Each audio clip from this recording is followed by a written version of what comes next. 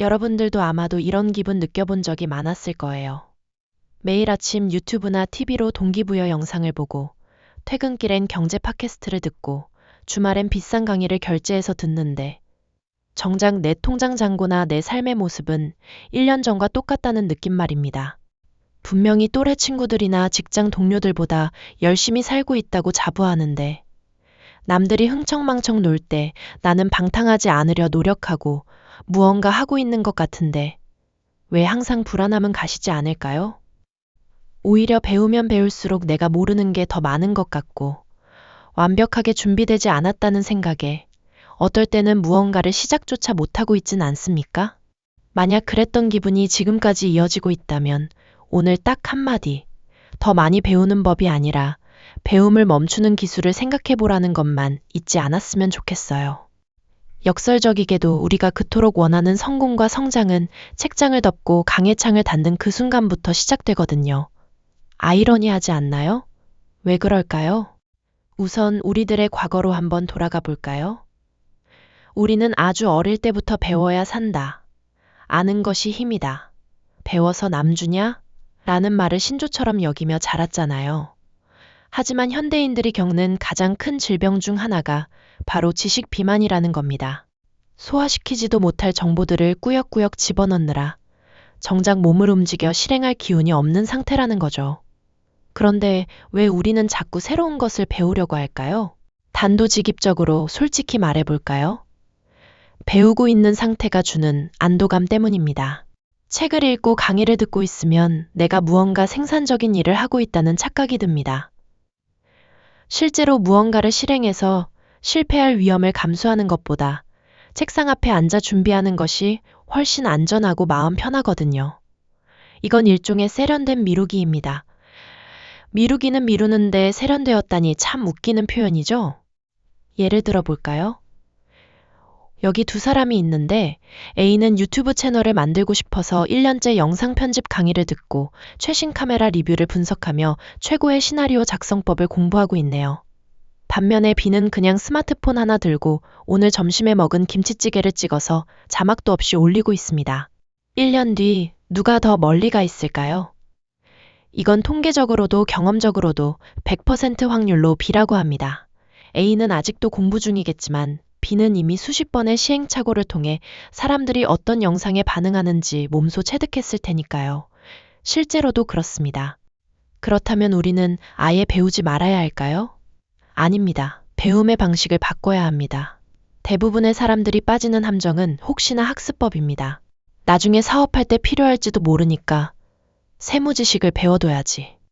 언젠가 영어로 프레젠테이션 할 일이 생길지 모르니 영어 회화 학원을 다녀야지. 이렇게 언젠가 필요할지도 모르는 지식을 미리 쌓아두는 방식은 최악의 효율을 낳습니다. 우리 뇌는 사용하지 않는 정보는 가차없이 지워버리거든요. 결국 시간과 돈만 낭비하고 정작 그 지식이 필요한 순간이 오면 다시 공부해야 합니다. 성공하는 사람들은 딱 맞춰 학습법을 실천합니다.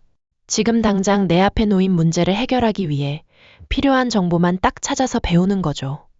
집을 짓는다고 상상해 보세요. 혹시나 학습법을 가진 사람은 벽돌 쌓는 법, 배관 연결하는 법, 전기 배선법, 인테리어 디자인까지 다 마스터한 뒤에 첫 삽을 뜨려고 하겠죠. 그러다 보면 결국 시작도 못합니다.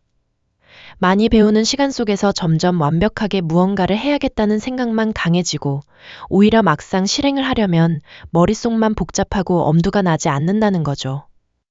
반면에 딱 맞춰 학습법을 가진 사람은 일단 땅부터 파기 시작합니다. 땅을 파다 보니 포크레인 운전법이 필요하네 라는 생각이 들죠. 그럼 그때 가서 그 방법만 익힙니다. 기초를 다지고 나니 시멘트 배합법이 필요하네? 그럼 또 그때 가서 그걸 배웁니다. 지식은 창고에 쌓아두는 재고가 아니라 공장에서 바로바로 투입되는 원료여야 합니다.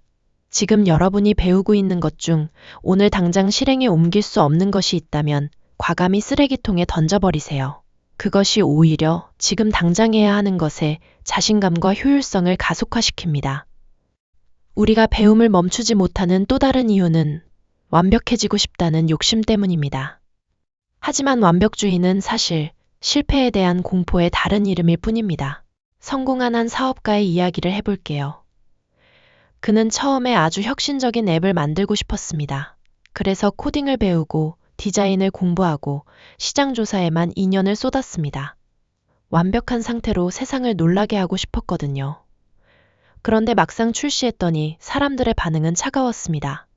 이미 시장의 트렌드가 변해버린 거죠. 그는 깨달았습니다. 준비가 되었다고 느낄 때는 이미 늦은 것이다. 여러분, 비행기는 비행 중에 끊임없이 경로를 수정합니다. 이륙하기 전에 모든 바람의 방향과 기압 변화를 계산해서 완벽한 경로를 확정짓는 게 아니에요. 일단 이륙하고 경로를 이탈하면 그때그때 수정하며 목적지로 향하는 겁니다. 여러분의 인생도 비행과 마찬가지입니다. 일단 이륙해야 합니다.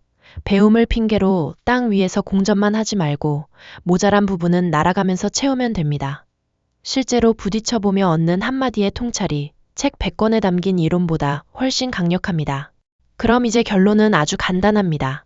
지금 채널을 듣고 있는 여러분에게 제가 제안하는 실천법은 아주 간단합니다. 학습 다이어트를 하세요.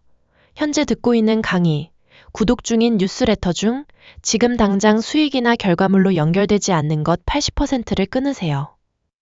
실행과 학습의 비율을 8:2로 만드세요. 1시간을 공부했다면 4시간은 그것을 실제로 적용해보는 시간을 가져야 합니다.